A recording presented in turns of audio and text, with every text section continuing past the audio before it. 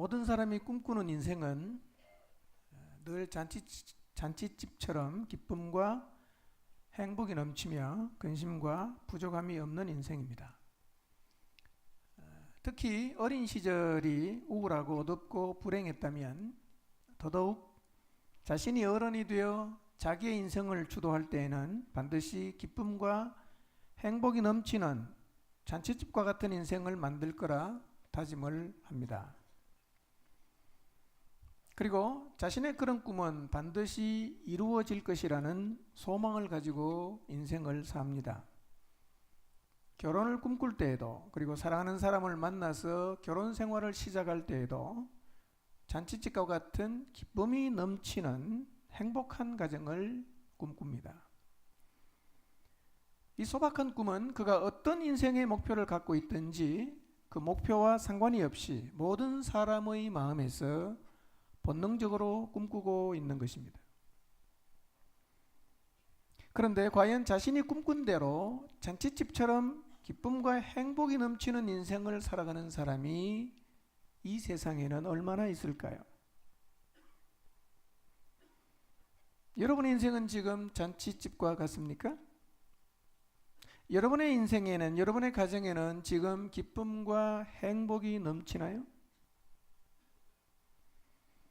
잔치집과 같은 인생을 꿈꾸며 결혼을 했지만 신혼 초의 잠깐을 제외하고는 이미 기쁨과 흥을 다 잃어버리고 마지못해서 자녀 때문에, 다른 사람의 시선 때문에 할 수 없이 살고 있는 부부가 매우 많습니다. 일탈을 꿈꾸며 표정없이 관계의 파괴와 인생살이의 짐에 짓눌린 채로 살아가는 사람들이 많습니다. 가정을 지옥처럼 생각하며 집을 떠날 날말을 손꼽으며 살아가는 자녀들이 매우 많습니다. 부모들만 그걸 몰라요. 인생이 이런 것일까요? 내 인생이 다시 기쁨이 넘치는 인생이, 잔치집과 같은 인생이 될 수는 없을까요? 1, 2, 3절을 다시 읽습니다. 시작. 사흘째 되던 날 갈릴리 가나에 혼례가 있어 예수의 어머니도 거기 계시고 예수와 그 제자들도 혼례의 청함을 받았더니 포도주가 떨어진지라. 예수의 어머니가 예수에게 이르되 저들에게 포도주가 없다 하니. 인생에 있어 가장 기쁜 날을 꼽으라고 하면 결혼했던 날이라고 누군가가 얘기를 했습니다. 물론 가끔씩은 원치 않은 결혼을 해서 결혼한 날이 최악의 날인 사람도 있겠지만, 그러나 대부분의 사람들은 인생에 있어서 가장 기뻤던 날을 꼽으라고 하면 결혼했던 날이라고 꼽는다고 합니다. 일반적으로 유대의 결혼잔치는 7일 동안 치러졌습니다. 이 7일 동안은 신랑 신부와 축하하기 위해서 찾아온 하객들이 함께 포도주를 마시면서 흥겹게 지냅니다. 정말 아무 걱정 없이 그렇게 즐기면 돼요. 우리도 우리의 인생 이렇게 잔치집과 같이 기쁨과 소망이 끊이지 않는 인생이기를 꿈꿉니다. 그런데 7일의 잔치 중에 오늘이 며칠째인지는 모르지만 이 잔치집에 문제가 생겼습니다. 그 집에 하객으로 와서 즐기고 있는 손님은 잘 모르고 있지만, 그런데 그 잔치집에 가장 중요한 포도주가 떨어져 버렸습니다. 이것은 굉장히 심각한 문제입니다. 한번 생각해 보십시오. 이 포도주가 떨어진 잔치집을 한번 상상해 보십시오. 손님들은 계속해서 포도주를 가지고 오라고 소리를 칠 겁니다. 근데 갖다 줄 포도주가 없어요. 손님들은 기분이 상해서 하나씩 둘씩 잔치집을 떠나게 될 것입니다. 투덜거리면서 불평하면서 잔치집을 떠나게 될 거예요. 그야말로 잔치집이 아주 설렁하게 될 위기입니다. 우리의 인생에도 이렇게 포도주가 떨어지는 것 같은 심각한 상황이 자주 발생합니다. 남들은 모르고 있어요. 남들에게 선뜻 말하기는 힘들지만 내 삶에서 기쁨을 다 빼앗아가 버리고 내 삶의 흥을 다 사라지게 하는 모자람, 어쩌면 오늘도 그 모자람 때문에 기쁨이 없는 삶의 흥을 잃어버린 시간들을 보내고 있을 수 있어요. 남편과의 사랑이 식어져서 사는 것이 재미가 없어졌습니까? 남편이 너무 감당하기 힘든 태산이어서 여러분의 마음 가운데 가정에서 남편과 함께 살아가는 기쁨을 잃어버린 지가 오래 되셨습니까? 경제적으로 너무 쪼들려서 삶의 재미가 없어졌습니까? 자녀가 공부를 제대로 못하고 자꾸만 사고를 쳐서 여러분의 마음속에 그나마 가지고 있었던 희망마저 사라져 버렸습니까? 여러 문제들이 겹쳐서 인생의 소망이 사라지므로 어느 순간 여러분의 삶에서 기쁨을 다 잃어버렸는데 계속 그 기쁨을 잃어버린 채로 인생을 살아가고 있지 않습니까? 지금 무엇이 내 인생의 흥을 다 빼앗아 갔는가? 무엇이 내 인생의 기쁨을 다 앗아 갔는가? 그런데 문제는 포도주는 어떤 방법을 동원해도 조달할 수가 없다는 거예요. 마찬가지로 우리의 인생에서 우리의 삶에서 기쁨을 빼앗아간 대부분의 것들은 우리의 노력으로 복원이 불가능합니다. 아무리 노력해도 복원이 안 돼요. 아무리 노력해도 때에 맞춰서 복원할 수가 없습니다. 그럼 정말 잃어버린 기쁨을 회복하는 것은 불가능한 일일까요? 예수님의 어머니가 예수님에게 이렇게 말했어요. 포도주가 떨어졌으니까 어떻게 좀 해주어라, 이렇게 부탁을 했습니다. 아마 예수님의 어머니였던 마리아는 예수님이 이런 일을 할 수 있으리라는 것을 알고 계셨던 것 같습니다. 그럼 우리가 잠깐 좀 생각해 보아야 될 것은 예수님의 대답인데요. 4절을 한번 읽어보겠습니다.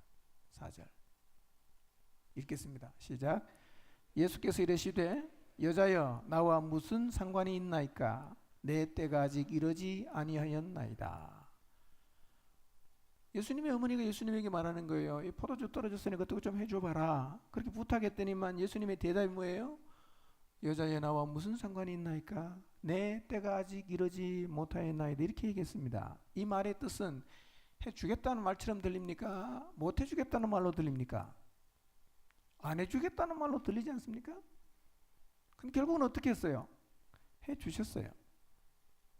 결국은 해줄 거면서 왜 이렇게 안 해줄 것 같은 뉘앙스의 얘기를 했을까요? 내 때가 아직 이르지 아니하였다라는 말의 뜻은 뭘까요?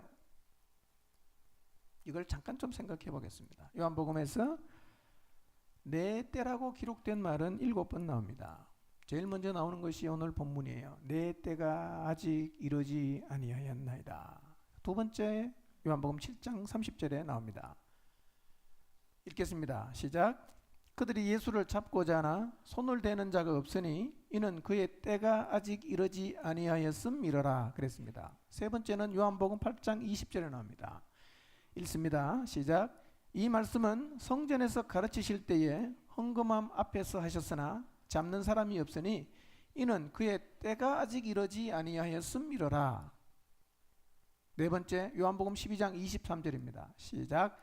예수께서 대답하여 이르시되 인자의 영광을 얻을 때가 왔도다 그랬습니다. 네 번째 요한복음 12장 27절, 다섯 번째 요한복음 12장 27절 읽습니다. 시작. 지금 내 마음이 괴로우니 무슨 말을 하리요? 아버지여 나를 구원하여 이 때를 면하게 하여 주옵소서. 그러나 내가 이를 위하여 이때에 왔나이다. 여섯 번째 요한복음 16장 32절입니다. 읽습니다. 시작. 보라 너희가 다 각각 제 곳으로 흩어지고 나를 혼자 둘 때가 오나니 벌써 왔도다. 그러나 내가 혼자 있는 것이 아니라 아버지께서 나와 함께 계시느니라 그랬습니다. 마지막 일곱 번째 요한복음 17장 1절입니다. 읽습니다. 시작. 예수께서 이 말씀을 하시고 눈을 들어 하늘을 우러러 이르시되 아버지여 때가 이르렀사오니 아들을 영화롭게 하사 아들로 아버지를 영화롭게 하게 하옵소서 그랬습니다. 요한복음에는 7번 때라는 말이 나오는데 이 네 때가 언제인 것 같습니까? 쭉 읽어보니까 때가 예수님께서 고난을 받는 때입니다. 십자가를 지시는 때를 의미하는 거예요. 그러니까 이 때가 되기 전에는 예수님이 잡혀가질 않아요. 그런데 이 때가 되면 예수님이 잡혀가십니다. 그리고 이 때가 되면 제자들이 예수님을 버리고 도망할 것입니다. 그리고 이 때에 하나님께서 예수님을 통해서 영광을 받게 된다, 이렇게 말씀하셨어요. 그러니까 4절에서 내 때가 이르지 못했다는 말의 의미가 뭐겠습니까? 이런 거예요. 잔치집에 포도주가 떨어졌으니까 어떻게 좀 해보라고 적극적으로 말씀하신 어머니에게 예수님께서 여자여 나와 무슨 상관이 있나이까 라고 하신 말씀의 의미는 뭐냐면, 나는 나의 영광을 드러내며 내 자신을 증명하려고 일을 하러 온 자가 아니라 십자가를 지러 온 사람입니다. 나는 병든 사람이나 고치고 귀신 들린 것을 쫓아주고 죽은 자를 살려주고 떨어진 포도주나 채워주는 이 사건에 도움을 주기 위해서 온 자가 아니라 죽어 마땅한 하나님의 진노의 자식이 된 우리를 하나님과 화해시키러 온 사람입니다. 그러니 나에게 요구를 하려면 그런 차원에서 요구를 하십시오 라는 말입니다. 이해가 되십니까? 이해가 되시나요? 별로 안 되시는 표정입니다. 예수님의 공생의 사역을 돌아보면 예수님은 자기의 영광을 위해서, 자기 자신의 존재를 증명하기 위해서는 아무것도 하지 않았습니다. 예수님은 다만 하나님의 영광을 위해서, 하나님의 뜻을 이루는 것을 위해서만 움직였습니다. 우리도 이런 자세를 가져야 합니다. 내 영광을 위해서 뭔가를 하려고 하지 말고 하나님의 영광을 위해서 뭔가를 하려고 해야 됩니다. 우리의 삶에 있어서 가장 중요한 것은 하나님의 때, 하나님의 뜻, 이것이 우리의 마음속에 각인이 되어 있어야 하고, 그때 우리는 반드시 움직여야 합니다. 예수님은 가나의 잔치집에서 물로 포도주를 만들고 이야 저분 정말 대단하다 라는 이야기를 듣는데 관심이 없었다는 얘기입니다. 오히려 예수님은 그것을 경계하셨습니다. 왜냐하면 예수님이 세상에 오신 목적은 자기의 존재를 증명하고 기적을 행함으로 사람들의 환호를 받는 데 있지 않았기 때문입니다. 그래서 예수님은 돌로 떡을 만들어 먹으라고, 성전 꼭대기에서 뛰어내려서 너 자신을 증명하라고 하신 사탄의 시험을 다 거절하고 물리치셨습니다. 근데 그러고 나서도 예수님은 공생애에서 그보다 훨씬 더 엄청난 일들을 하십니다. 무슨 얘기입니까? 자기의 존재를 증명하기 위해서는 주님이 아무것도 안 했어요. 이유가 뭐냐? 그것 때문에 세상에 오지 않았다는 겁니다. 주님이 세상에 오신 목적이 자기를 증명하고 자기가 영광을 받기 위해서 온 것이 아니기 때문에 예수님은 자기의 존재를 증명하고 자기 자신이 영광을 받기 위해서는 아무 일도 하지 않았어요. 우리도 예수님처럼 살아야 합니다. 우리도요, 우리의 존재를 증명하는 일에는 나서지 말아야 합니다. 하나님이 여러분에게 주신 게 있잖아요. 돈도 있고 권력도 있고 은사도 있고 많아요. 근데 그 모든 것을 나를 드러내고 사람들 앞에서 내가 박수갈채를 받는 데 사용하지 않아야 된다는 얘기입니다. 근데 그런 일에만 자기의 것을 사용하는 사람이 있어요. 하나님의 뜻을 위해서 나서야 할 때는 침묵하고 아무것도 하지 않습니다. 그런데 사람들이 박수를 치는 곳에는 적극적으로 나서는 사람이 있어요. 그런 일에 목숨까지도 겁니다. 그런데 하나님의 뜻을 위해서는 아무것도 하지 않아요. 꼼짝도 안 합니다. 이것은 예수님과 정반대의 삶을 사는 거예요.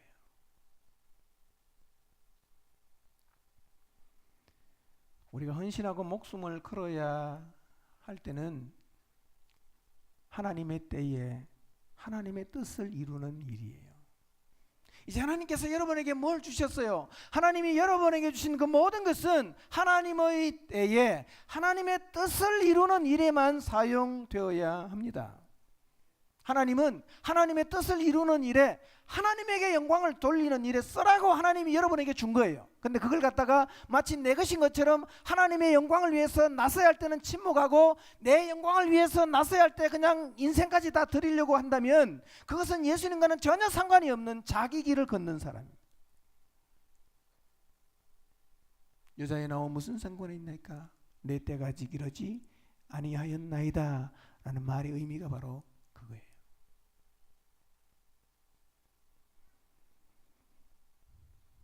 우리가 이 사실을 의도적으로 기억하지 않으면 이 죄악된 본성이, 나를 증명하고 싶고 나를 드러내고 싶고 사람에게 인정을 받고 싶은 이 본성에 이끌리는, 결국은 다 헌신해봐도 던져봐도 남는 것이 하나도 없는 인생을 살아가게 됩니다. 기억해야 됩니다. 하나님이 내게 주신 모든 것은 하나님의 때에 하나님의 뜻을, 하나님의 영광을 위해서만 사용해야 한다는 것.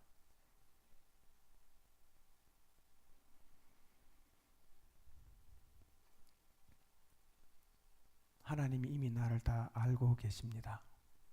아멘. 네, 그걸 족하게 생각하는 것이 믿음이에요. 그러니 더 이상 내 존재를 사람들에게 인정받기 위해서 뭔가를 하려고 하지 마십시오.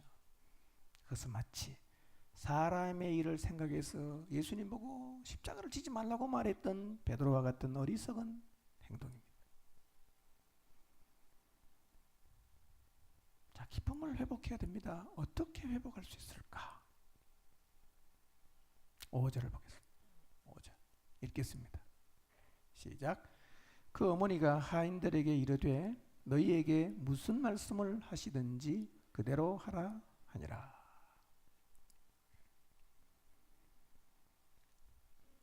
예수님께서 우리에게 해 주시고 싶은 것은요, 단순하게 우리의 인생살이 속에서 부족한 것이 생길 때마다 지켜보고 있다가 채워주고, 지켜보고 있다가 채워주는 게 아니에요. 예수님께서 우리에게 그걸 해주는 걸 원하지 않는다는 거예요. 근데 그럼에도 불구하고 예수님께서 포도주가 떨어진 잔치집에 와서 포도주를 만들어 주시는 이유가 뭐냐면, 인생의 기쁨을 회복시켜 주는 분이 누구인지를 알라는 의미입니다. 회복할 수 없는, 어디에 가서 다시 찾아올 수 없는 내 삶의 기쁨과 소망과 흥을 회복시켜 주실 분은 하나님밖에 없다는 사실을 알라고 예수님께서 포도주가 떨어진 잔치집에 가서 포도주를 만들어 주셨다는 거예요. 그래서 기쁨을 잃어버린 우리 인생도 예수님에게 나오면 기쁨을 회복할 수가 있어요. 근데 이런 질문이 생깁니다. 그러면 이미 예수님을 믿고 있는 사람도 기쁨을 잃어버릴 수 있나요? 있습니다. 그럴 때는 어떻게 해야 됩니까? 이런 태도가 중요합니다. 하나님, 나에게 왜 이런 환경을 주십니까? 여전히 여러분의 마음 가운데 그런 생각이 꽉 차 있는 분이 계실지 모르겠어요. 내게 왜 이런 환경을 주십니까? 제가 얼마나 열심히 주님을 위해서 살려고 애쓴 그 주님 다 아시잖아요. 라는 마음으로 투정하고 불평하는 것이 내 속에 있는 죄라는 사실을 보아야 됩니다. 그걸 회개해야 됩니다. 아, 이게 죄구나. 이게 죄구나. 환경이 문제가 되는 것 같지만 사실은 환경이 문제가 아니에요. 뭐가 문제냐? 우리의 마음 가운데 하나님을 불신하는 마음이에요. 우리의 마음속에 하나님 말씀이지만 불순종하는 마음이에요. 욕심입니다. 게으름입니다. 그리고 이기심이에요. 이게 다 죄입니다. 이거를 회개하고 다시금 주님에게 나가면 우리가 회복의 은혜를 입게 된단 말이에요. 자, 이제 어떻게 기쁨을 회복할 수 있는지 한번 생각해 보겠습니다. 5절에 보면 어머니가 하인들에게 이렇게 말했어요. 너희에게 무슨 말씀을 하시든지 그대로 하라. 한번 따라해 볼까요? 시작. 너희에게 무슨 말씀을 하시든지 그대로 하라 하니라. 그대로 하라.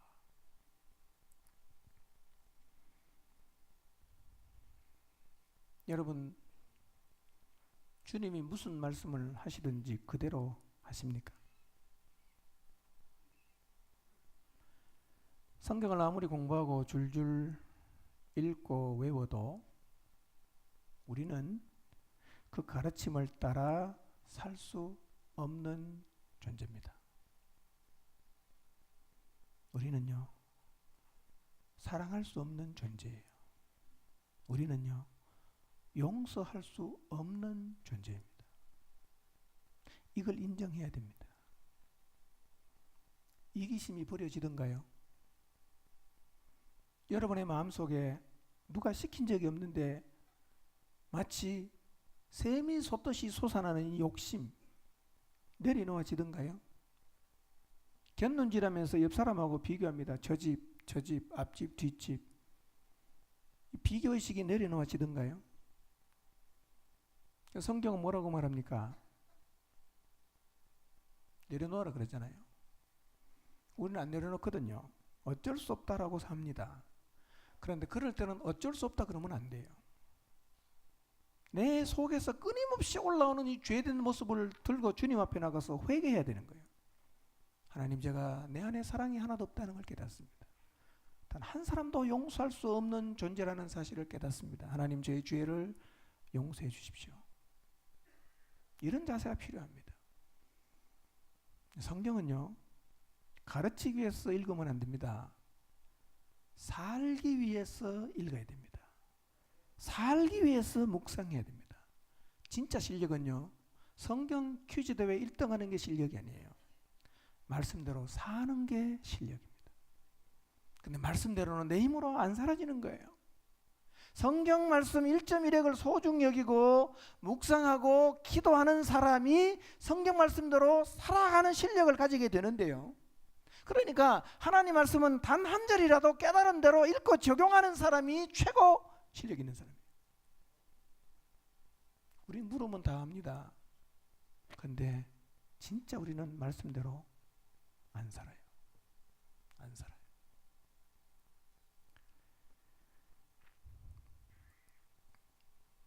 여러분, 하나님이 정말 여러분에게 무슨 말씀을 하시든지 그대로 하면 역사가 나타납니다. 하나님이 나를 낮추신다. 그때는 낮아져야 됩니다. 그게 하나님이 말씀하신 대로 순종하는 거예요. 낮아지십시오. 언제까지? 시한도 여러분이 정하지 마세요. 언제까지 낮출 거냐? 그건 주님이 알아서 하는 거예요. 나는 나를 하나님이 낮추시면 끝까지 낮아지는, 언제까지? 하나님이 끝내줄 때까지 계속 낮아져야 됩니다.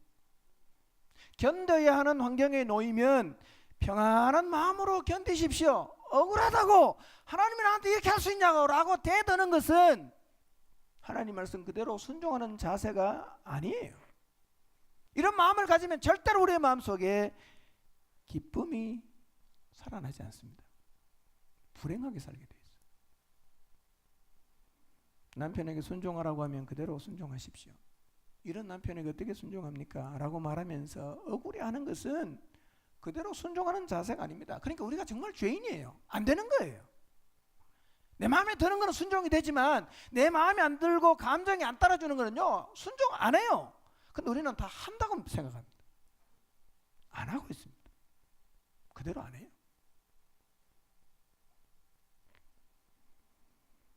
경제적으로 어려울 때 견디십시오. 하나님이 굶기면 굶겠다, 이거지요. 불평불만을 하는 것은 그대로 순종하는 자세가 아닙니다. 여러분이 경제적으로 참 어렵다, 그때도 주님은 함께하고 계신단 말이에요. 늘 여러분이 신앙생활하지만 옆집 사람 앞집 사람 불평하고 비교하면서 여러분이 살아가고 있으면 지금 여러분은 하나님 말씀에 순종하지 않는 거예요. 상황을 받아야 됩니다. 이게 기본이에요. 이기심을 버리고 섬김의 마음을 가져야 되는데요, 제가 우리 수련회 때 방배정하는 걸 보면서 우리 안에 정말 죄성이 많다. 3일도 마음에 안 드는 사람하고 지내기 싫어하는 거예요. 저 사람하고 안 하겠다는 거예요. 이게 죄성 아닙니까? 우리 안에 죄성이에요. 3일 동안도 안 불편하고 싶은 거예요. 이게 죄성입니다, 여러분. 이걸 회개해야 되는 거예요. 우리는요, 말이 되는 일에만 순종해요. 말이 되는 환경만 수긍합니다. 말이 되는 사람만 받아주려고 합니다. 이거는요, 그대로 하는 순종이 아니에요.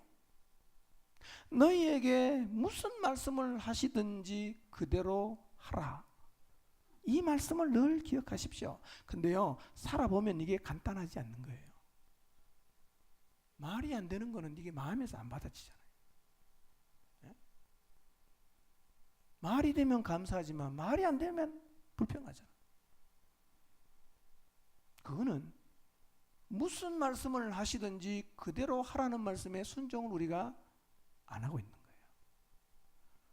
포도주가 떨어졌는데 항아리에 물 부어놓고 갖다 주라. 이게 말이 됩니까? 아니, 말이 안 되죠. 그래도 어떻게 해야 됩니까? 그때도 순종해야 된단 말이에요. 그게 그대로 하는 거예요. 하나님 말씀하시면 그대로 하시기 바랍니다. 아멘? 그대로 하세요. 그대로.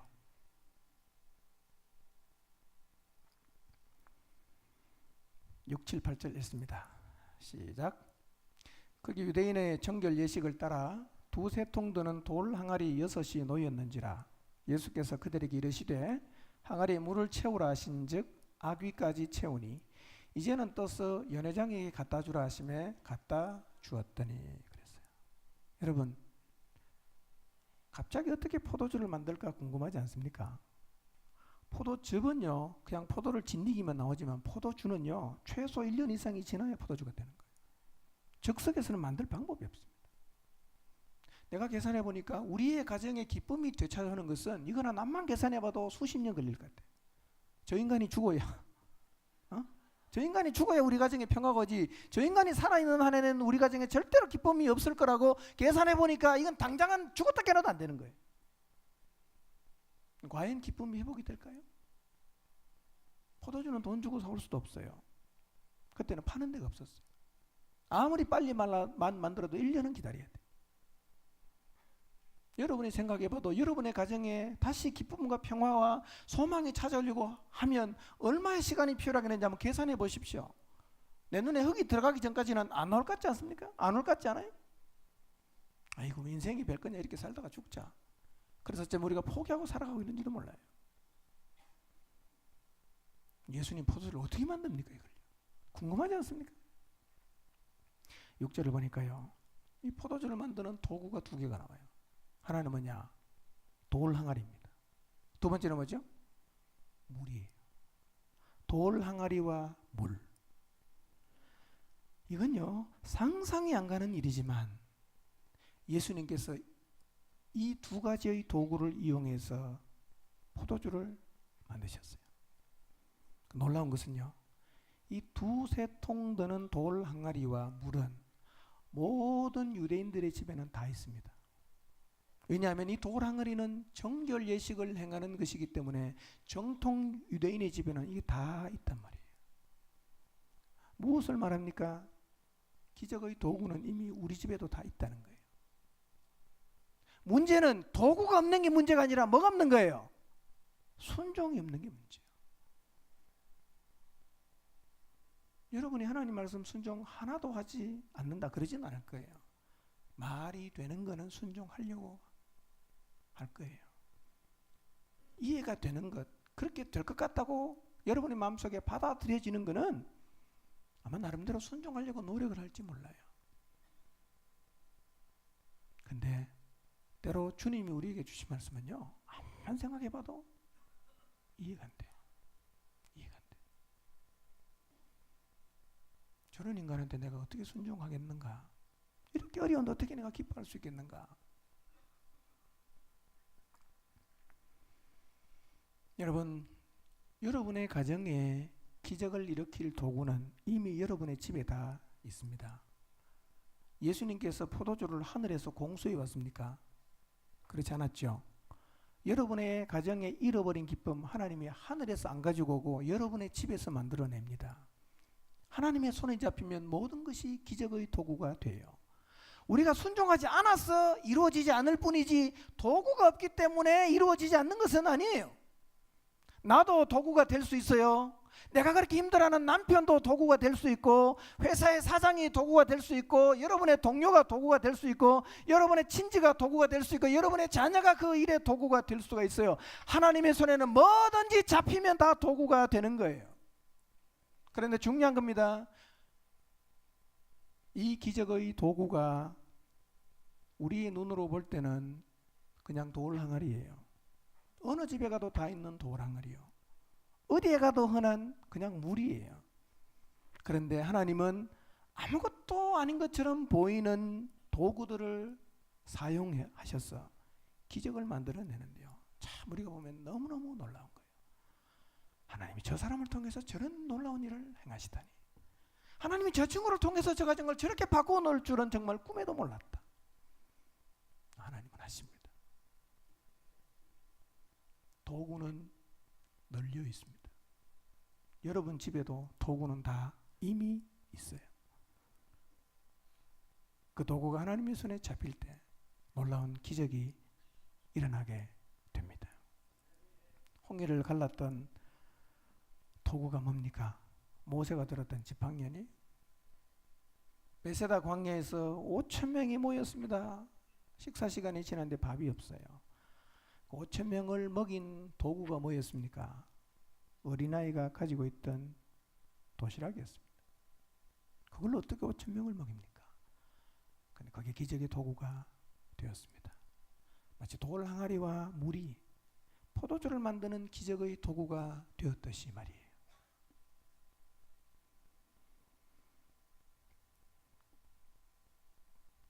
돌 항아리에 가득 채우라 그랬어요. 물을 채워라, 물을 채워라. 중요한 건요, 가득 채우는 겁니다. 이런 생각할 수 있죠. 모든 인간이 그런 생각할 수 있을 거예요. 아니, 포도주가 필요한데 왜 물을 저 항아리에다가 채우라고 하는가? 그래서 대충 몇 바가지 부어 넣을 수가 있어요. 그러니까 우리의 신앙생활에 이런 모습이 많다는 거예요. 잘 모르면서. 하나님하고는 수준이 잽도 안 되는데 자기 스스로 판단해서 하나님의 말씀 앞에서도 중요한 것과 그렇지 않은 것을 구분하는 거예요. 내가 중요하다고 생각이 되는 것은 제대로 하려고 노력하지만 내가 중요하지 않다고 생각하는 건 대충 하는 겁니다. 근데요, 하인들은 물을 아귀까지 채웠어요. 이런 순종이 필요합니다. 어차피 포도주가 필요한 상황이기 때문에 굳이 정결 예식이 필요한 항아리에 물을 가득 채울 필요는 없어요. 대충 몇 바가지 부어놓고 뭐 순종했다고 말할 수 있습니다. 그런데 하인들은 물을 아귀까지 채웠어요. 여러분, 별것 아닌 것처럼 보이는 일에도 최선을 다해서 순종하시기를 바랍니다. 하나님이 원칙이 뭔지 아십니까? 작은 일에 충성하는 사람에게 큰 것을 맡기는 거예요. 하나도 중요하지 않는 것 같은데 너무 열심히 하는 거, 이게요, 이런 사람을 하나님은 보시고 그런 사람에게 큰 걸 맡기는 거예요. 작은 거는 대충 하고 중요하고 사람들에게 이목이 집중되는 것은 열심히 하려고 하는 이런 태도는 아니란 말이에요. 여러분이 생각할 때 별로 중요하지 않다고 생각이 돼도 하나님 말씀하시면 최선을 다하시기를 바랍니다. 최선을 다하십시오. 여러분, 최선을 다해서 불평하지 말고 견디시기를 바랍니다. 최선을 다해서 이기심을 버리고 섬기는 자리에 서시기를 바랍니다. 작은 죄를 용납하지 말고 순종을 아귀까지 채우시기를 바랍니다. 최선을 다해서 하나님이 여러분에게 주신 상황을 묵묵하게 받으십시오. 최선을 다해서 한 영혼을 돌보는 일에 순종하십시오. 작은 돈 있을 때 하나님 앞에 최선을 다해서 순종하십시오. 이런 것들이 기적의 단초가 되는 거예요. 얼마나 우리가 쉽게 불평을 합니까? 조금만 힘들면 불평하잖아요. 이번 주에 잘 아시는 것처럼 장례식이 툭 끝났는데, 한 건은 제가 장례식을 집례했고, 또 한 장례식은 제가 안동에 갔다 왔습니다. 수련회 준비할 시간이 너무 없어갖고 마음이 굉장히 급했어요.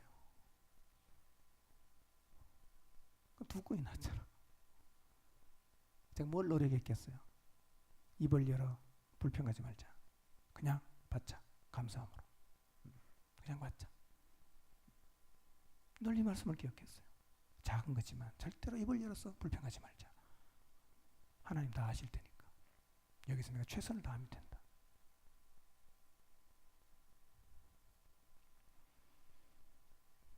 이번 수련회에도 최선을 다해서 순종하기로 결심하시기를 바랍니다. 입 열어 한마디도 불평하지 마십시오. 이기심을 버리십시오. 섬기는 자로 서십시오. 불편한 거 다 알잖아요. 기쁨으로 견디십시오. 해보시면 내 속에 얼마나 죄성이 많은지 극명하게 드러날 거예요. 이야, 내가 이 정도밖에 안 되는구나. 이것도 못 참는구나. 이것도 못 견디는구나. 내랑 삶의 습관이 안 맞는 사람하고 한 방에 있다 보면요, 이게 막 올라오는 거예요. 그럴 때 저 사람을 욕하지 말고 그것도 못 참는 나를 보고 회개를 해야 되는 거예요. 야, 내가 이거밖에 안 되는구나.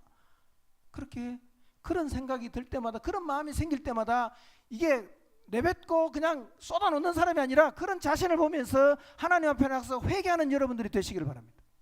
예.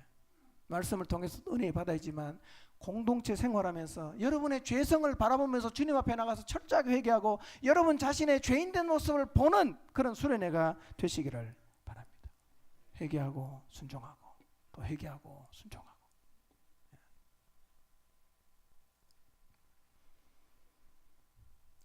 아귀까지 물을 채웠습니다.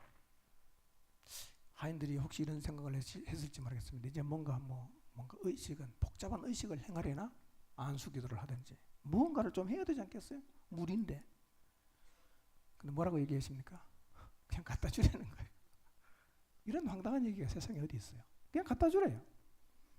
아니, 물 부어놓고 포도주 기다리고 있는 그 연회장에다가 갖다 주라고 하니까 이런 말은 순종을 해야 됩니까? 안 해야 됩니까?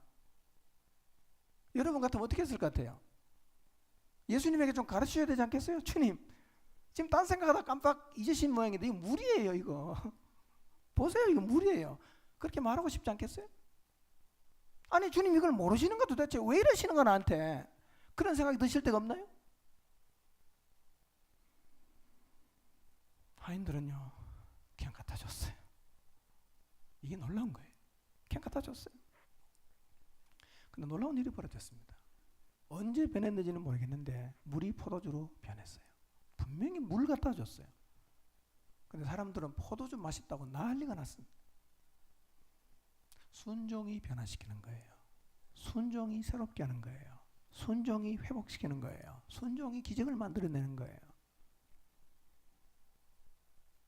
여기서 말하는 순종은 여러분이 이해가 되는 한도 안에서 하는 순종을 말하는 게 아니에요. 그대로 하는 겁니다. 그대로. 미운 사람 사랑하라는 말씀에 순종해 보세요. 여전히 나한테 가시처럼 찔러요. 그런데 주님이 나를 보면서 그 지체를 사랑하라고 하시는 말씀에 내가 순종해서 사랑했어요. 그때 기적을 경험하는 거예요. 남편 순종 참 어려워요. 그런데 여러분, 남편의 인격에 순종하는 게 아니라 남편의 역할에 순종하는 거예요. 눈 감고 하나님 말씀 제가 순종합니다. 순종해 보세요. 남편이 바뀌는 기적을 경험할 거예요. 물질을 나누라는 말씀에 순종하면 돈의 노예에서 자유하게 되는 기적을 경험합니다. 상황에 견디라는 말씀에 계속 순종하면 나중에는요 상황과 상관이 없이 기뻐하는 사람이 되는 기적을 경험하는 거예요. 내가 상황을 받고 어떤 상황이든 감사하는 사람이 되는 기적도 견디고 받을 때 경험하게 되는 거란 말이에요. 하나님은요 우리가 무엇이든 무슨 일을 하든지 간에 잘 되는 모델로 세운 게 아니라 어떤 자리에 집어 던져놔도 기뻐하고 감사하는 모델로 우리를 세우셨어요. 환경이 힘들어도 여전히 기뻐하고 감사하며 살아가는 모습이 그리스도인이 이 세상에서 보여주어야 하는 진짜 모습이란 말이에요. 어려워도 돈이 없어도 남편이 힘들게 해도 자녀가 속을 헤집어도 그 부족하고 힘든 상황과 나를 힘들게 하고 내 인생을 부끄럽게 하는 남편과 자식을 그리고 아내를 하나님의 능력으로 새 사람, 능력 있는 사람으로 바꾸어 달라고 기도하기보다는 그 사람을 사랑하고 용납하고 마음에 품게 해달라고 기도하는 사람이 되어야 합니다. 바로 그 상황에서 기뻐하고 감사하고 감당하고 견디고 눈 하나 깜짝하지 않고 상황을 안고 가는 순종의 사람이 되십시오. 그게요, 기적을 만들어냅니다. 그게 수년이 걸려도 찾아오지 않을 것 같았던 기쁨을 단숨에 여러분의 마음에 갖다 줍니다. 여러분의 가정에 갖다 줘요. 믿어지십니까? 해보세요.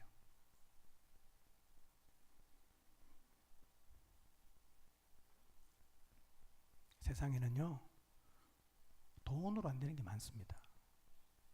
노력으로 안 되는 것도 많아요. 권력으로 안 되는 거 많습니다. 누가 합니까? 하나님이 합니다. 누가 경험합니까? 말씀하신 그대로 순종하는 사람.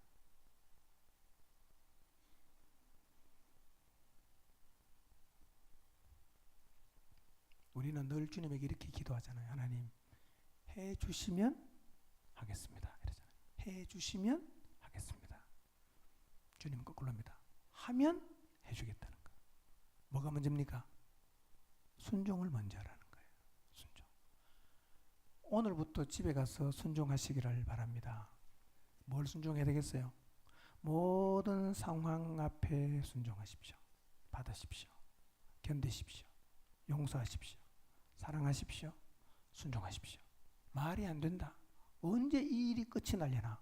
절대로 시한을 여러분이 정하지 마세요. 누가 정합니까? 하나님이 정합니다. 순종하십시오. 그러면 기적을 여러분이 반드시 경험하게 될 것입니다. 9절 10절을 씁니다.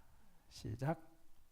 연회장은 물로 된 포도주를 맛보고도 어디서 났는지 알지 못하되 물돈 하인들은 알더라.